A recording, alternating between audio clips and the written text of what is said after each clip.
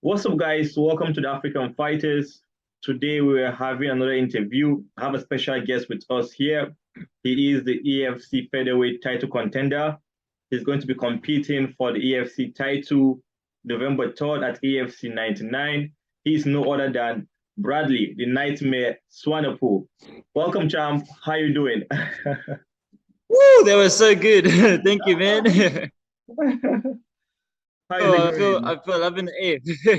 Really good. Thank you, man. Great, great. Thank you for also honoring our interview. Thank you for coming on the program. Um, we've been following your career recently. I believe you fought twice this year. I got some clip of Yes. your highlights of your fights here and there. You're undefeated, 5-0, 24 years old. You're taking the division by storm. So how is it going? Getting the title shot, how is that feeling for you, knowing after just five fights, you're going to be fighting for the title?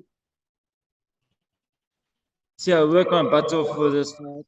I work my so hours and hours, actually years and years of hard, solid training and blood, sweat, and tears for this moment.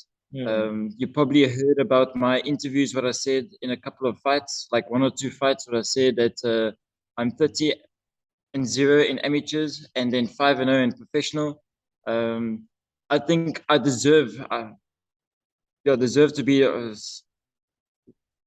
so fighting for the title and fighting for against Kabisa, and so yeah, to be him.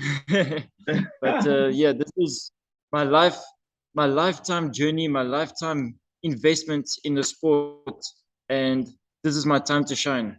And like you announced my name and the title contender, and how better way to fight for the title with so undefeated challenger. It's really good. I'm enjoying the moment. I'm absorbing the moment right now, and it's really nice. And I can't wait for showtime for next week Thursday. And so yeah, even just saying that next week Thursday, it's literally around the corner. Around the Just a few corner. sleeps, Yes. you'll see me in the cage. Yes. So Yes. even So alongside me on the same night is my brother Dylan the night. Oh, yeah, Dylan's so Punisher Swanepoel.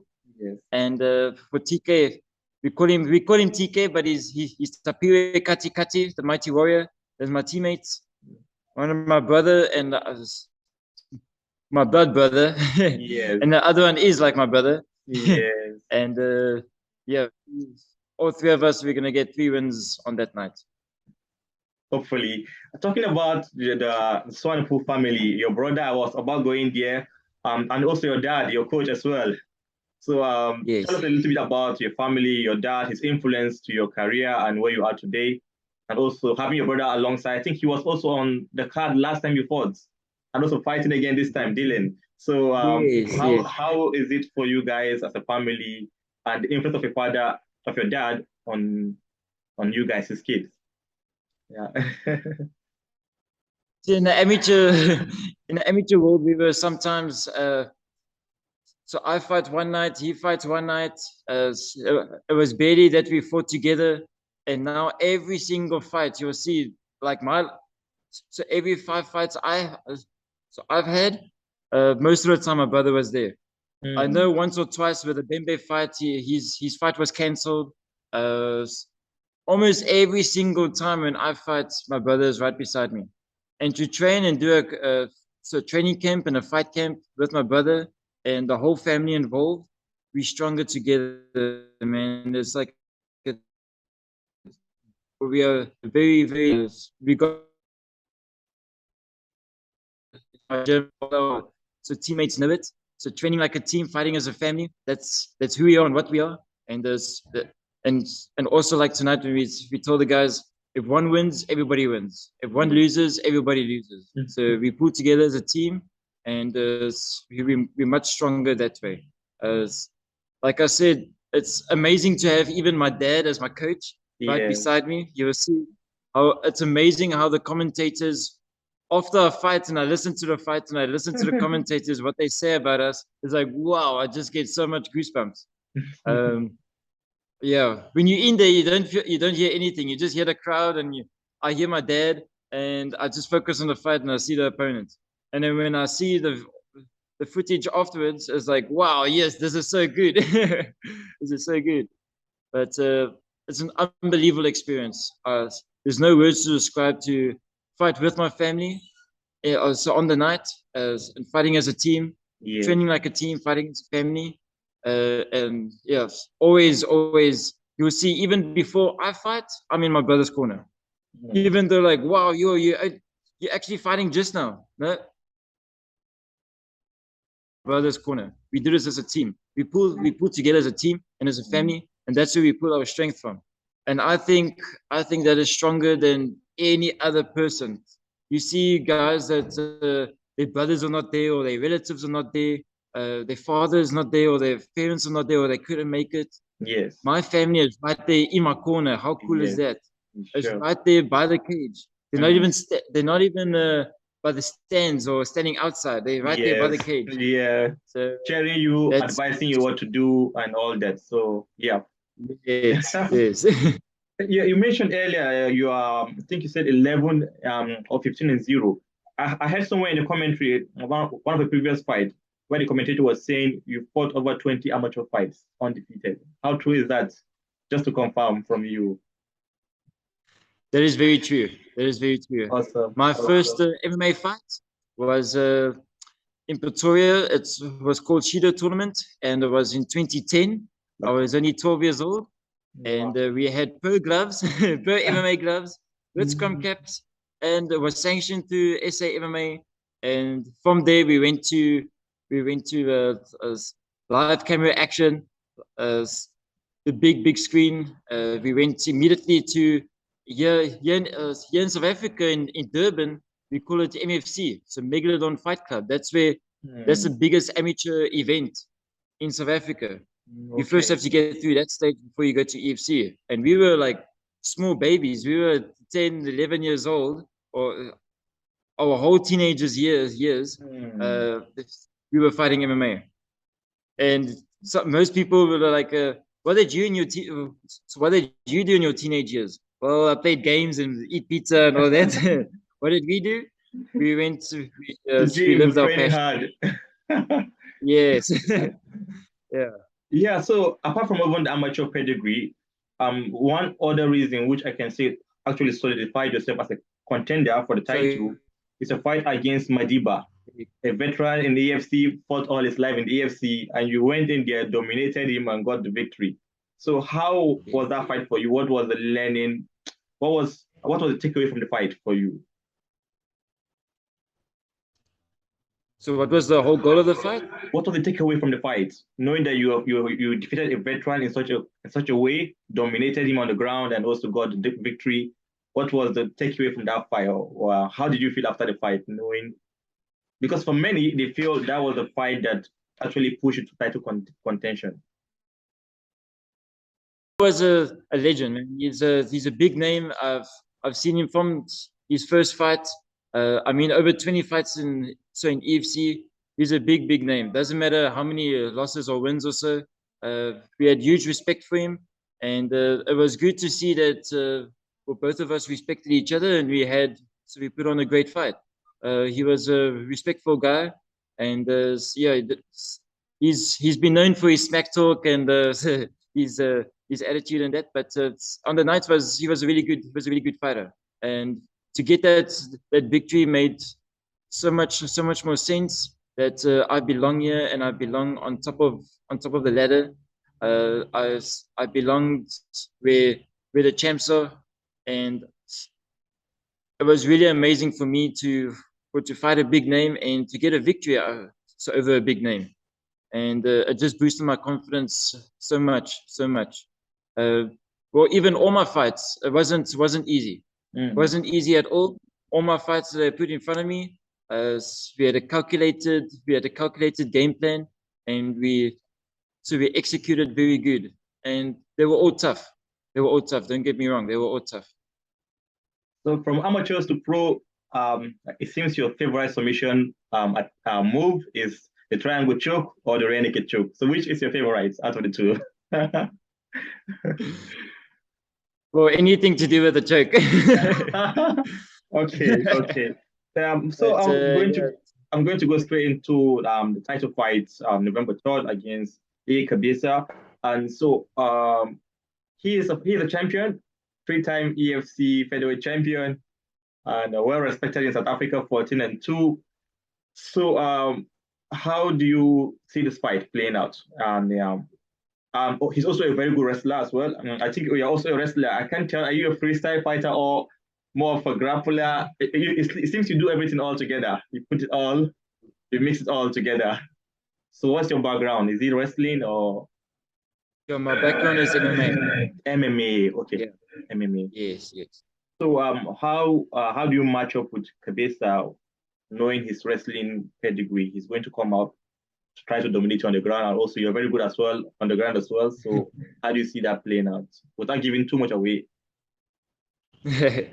Yeah, see, I know he's a very good wrestler. He's a very good striker as well. He's very good in all three ranges, and he works a lot on that.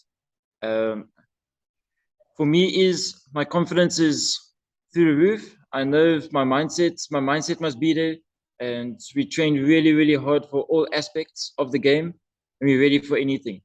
He's a champ for a reason. He's a champ for a reason. He probably like over 10 for title defenses. He's a three-time world champ. He's there for a reason. He's really good. Humbly respect him, and we just hope that so he also brings his part of being a respectful fighter, and we just go in the cage like two respectful warriors, and we go for business. We go down to business. It's a really good matchup. I'm looking forward to it. But yeah, may the best man win. But we know our game plan. I'm not going to give too much away. We know our game plan. We've been working for this for our entire lives, and we're going to execute the game plan definitely. All right, awesome. I'm going to ask you one more question with regards to the fight, and then we'll move to something else, and I'll let you go. So every trip for you, November 3rd, next week Thursday. What does it mean to you, your family, and people of Durban? So I'm just going to move closer to the Wi-Fi. Okay, no problem.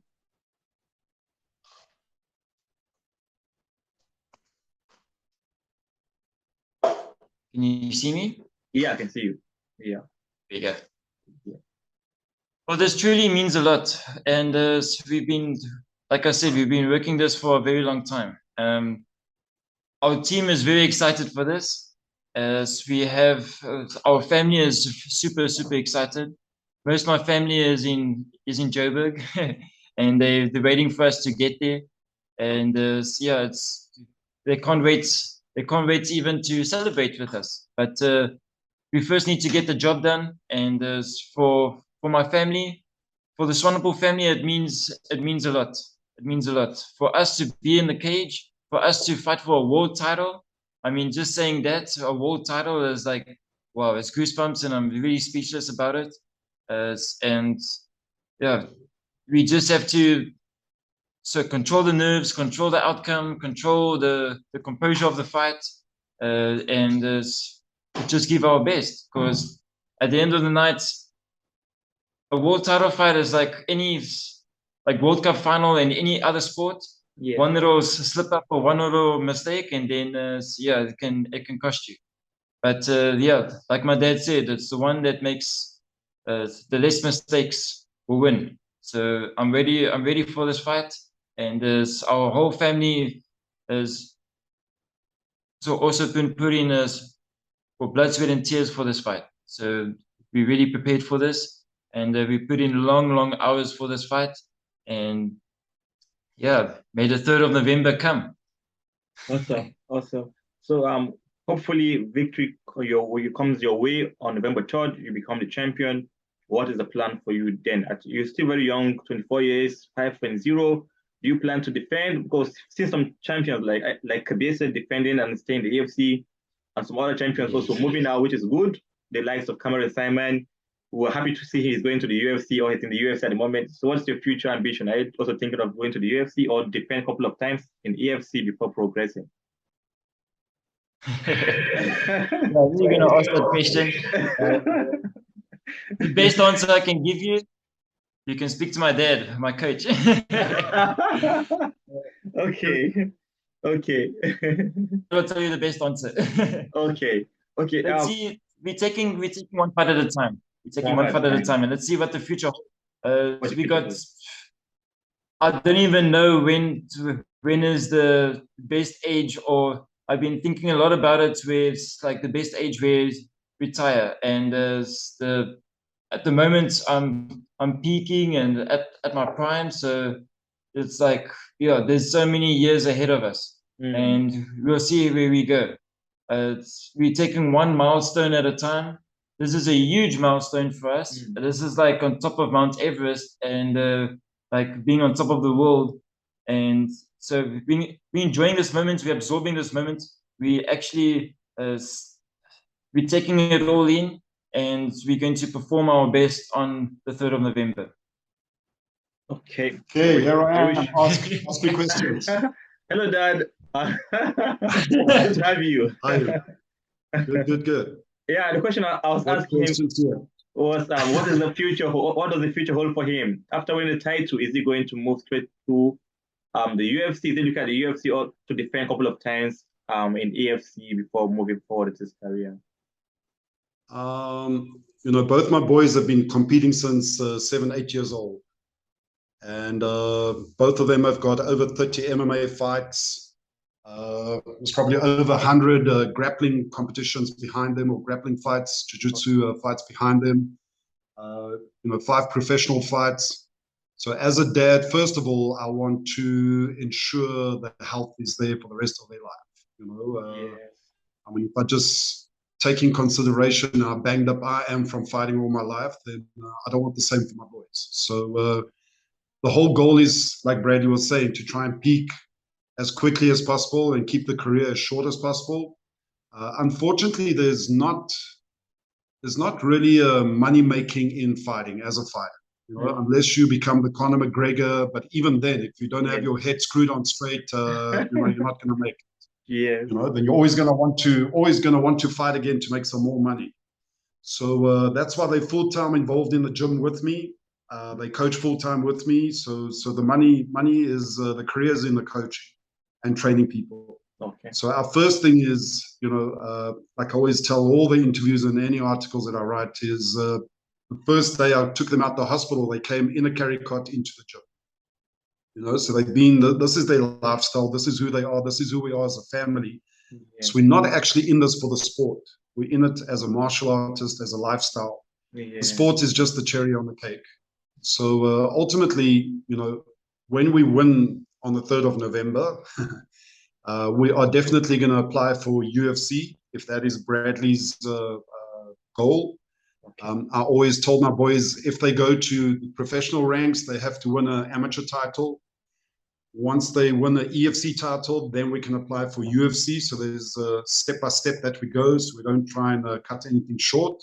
Okay. I believe winning the EFC title will give them enough experience and that big game mentality to go to UFC. So we have to win the UFC title, EFC title first before we go back to the UFC. And if that's his goal, then we're definitely going to go for it. But yeah, to try and keep their fighting career as short and explosive as possible. That's what I want to do, especially their MMA career. Once they finish with their MMA career, they can go continue with their jiu-jitsu competitions and all this kind of thing. But MMA, health comes first. Awesome, Dad. Great plan, well put together. Fantastic. I wish you guys victory on Thursday next week, November 3rd. It will be nice to see the family celebrate. I like the whole union, not because you're here on camera, but because even from he mentioned earlier, Bradley mentioned earlier, the commentary, when you talk about the family, so much joy to watch you guys as a whole. I've listened to the whole family, seeing his brother Dylan as well, seeing you, the coach. It's just so perfect to see you. And also the plan you've set for your kids, fantastic. I wish you guys all the very best. One last question. I don't know if he said he's in a hurry a little bit. I have a question with regards to the UFC. I don't know if you don't mind answering the question. It's with regards to UFC 281 coming up November as well, November 12th. Style Bender versus Alex Pereira. What's your prediction of that fight? You know what? Wherever we walk in public, people always ask us, "What do we in this UFC fight?" I think Bradley touched on it earlier on. When you get to that level, especially like an EFC title, UFC title, it's pretty much like he said, the guy that makes the least mistakes on the day. Yeah. It's very difficult to predict, because at that level it's like 50-50 for both guys. It depends on who turns up on the night. He's going to win. As simple as that. It's. I don't want to put my head out there. I mean, I put my head out and said Oliveira was going to win, and then Islam won. It's like it's like really, really tough. What I do know is, and this is what I tell my boys as well. First of all, the one that makes the least mistakes stands the best chance to win. The one that puts the blood, sweat, and tears in the preparation, the one that comes out hungrier than the other one that makes it almost like obsessed that this is what he wants. Your chances become more better than the other guy. So I think a lot of people, a lot of fighters look at it just as a sport and a profession, and we see it in every sport that once the people or the athletes start becoming money orientated and ego orientated, they kind of lose track as they go along. You look at the Randy Couture's, the GSPs and all that was very passionate about what they did and stood for what they train and fight for, as a martial artist. And those guys retired as legends. And I think as long as you keep your feet flat on the ground and you understand why you're doing it in the first place, and it's not for money, but it's the passion that you got and you're a martial artist, I think that will also start counting in your favor. So that for me is a big thing. If I look at the whole story about Islam against Oliveira, just when I heard in the interview that Daniel Cormier was saying they spent $1 million in a training camp, the whole family team and all the effort that goes into it, that's not just for money that they did that. That was for the father, the belated father. That was for a family. That was for a team. That was a lot more than just getting money, winning at a UFC. And I think once you get to that level, you're a very dangerous opponent. Awesome. So I don't want to put my head out about predictions. Sorry. No problem, Dad. What I am predicting is on the 3rd of November, we're bringing the world title back to the Swanepoel family. Woo! There you go. Okay. Dad, before you go, just one more question. What advice do you have for young kids who want to take mixed martial art as a career, or want to just train for self-defense and all that? Because most people start for self-defense and then later say, okay, I like this, I want to take it as a career. So what advice do you have for upcoming talents? Who are you asking? You, Dad, you. I'd like to give Yeah, I think the most important thing is, and this is, I've got a big problem with this, with the entertainers at the competitions. They give such a bad message out there in terms of what MMA is about. And this is why Bradley was saying early on about Kabesa. He hopes that they can have a respectful fight against two warriors. I see this even at the EFC, some fights that went wrong.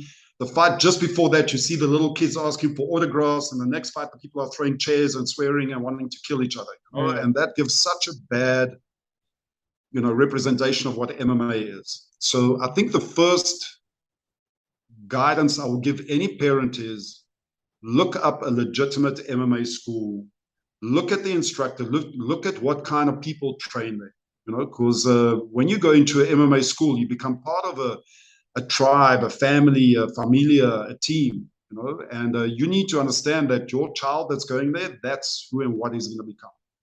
So if you go to an MMA school and it's a bunch of bullies and these guys that go to public areas beating people up and all that, then you must expect that your child's going to start turning out the same, So I think the biggest thing is make sure that there's a respectable MMA school, a recognized respectable MMA school there.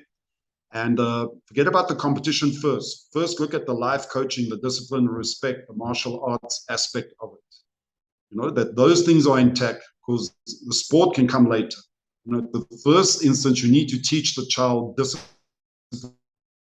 and effort, and that he has to work for something, you know, and not just go there and buy his bad boy tap out t-shirt and his MMA shorts and his gloves, and all of a sudden he's a badass, you know. Yes. There's some work to be done. So I think the most important thing is for parents to go check out the schools, check what kind of people hang around there, do some research on the coach, see if he's a legitimate coach, see if there are some champions and you know, good competitors training in the gym, if that's what you want your child to do. And yeah, just hang around and see if it is a place that you would want to hang around. You know, it's I always tell students coming in, yeah, we got a certain criteria of people training with us. You know, every student that joins our gym, I actually interview. I don't allow anybody just to join my gym. You know, because it's so easy for a cage fighting gym, an MMA gym, to attract a bunch of crackheads here. And, you know, the next thing, you know, you've got all these nightclub brawls and things going on. You know? So I think that's very, very important. Thank you, Dan, for that insight. Thank you for the advice as well. I will not take much of your time. I think I've touched everything. So hopefully we'd like to get you guys back with the belts very, very soon. I wish Bradley all the best, and also Dylan all the best as well on Fight Night, November 3rd, EFC 99.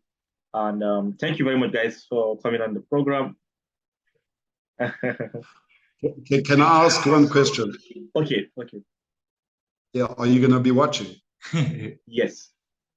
Okay. Yeah, good. All right. So if you watch, do you watch the prelim cards as well, or do you just watch the main card? I'm not going to lie. Sometimes the main card, the fights I'm so much interested in, yeah, but I'll try to watch, the fights because I have so few people. Yeah, my other son is fighting in the prelims, and then one of our other fighters is also in the main card, Tapiwe Katikati. Okay. He's in the lightweight division, so he'll be first on the main card, and this is for a first contender spot. So if he wins this fight, he gets a title shot. The current champion is Igeu Kabesa, actually there from your area, UK area, Igeu Kabesa. I know Igeu Kabesa. Yeah. So he's fighting in December against a South African yet, defending his title. Okay. So my guy, if he wins his fight on the 3rd of November, he gets a shot at whoever wins there. So that's another, he's a Zimbabwean. He's a very exciting fighter. If you want to see a brawl, you watch him. Okay, he's a very exciting fighter. There's everything goes out the window, even the car seats and the fridge and everything goes out the window. Pretty goes well. Yeah. So it's a pretty much exciting fight. But yeah, and then obviously Brad's main fight. Yes. Cool. Thank you very much, Dad. Thank you for contributing. Thank you very much. Thank you. Talk to you. Bye. All the best. I wish you victory come Fight Night. Bye. Thank you very much. Come on, Africans!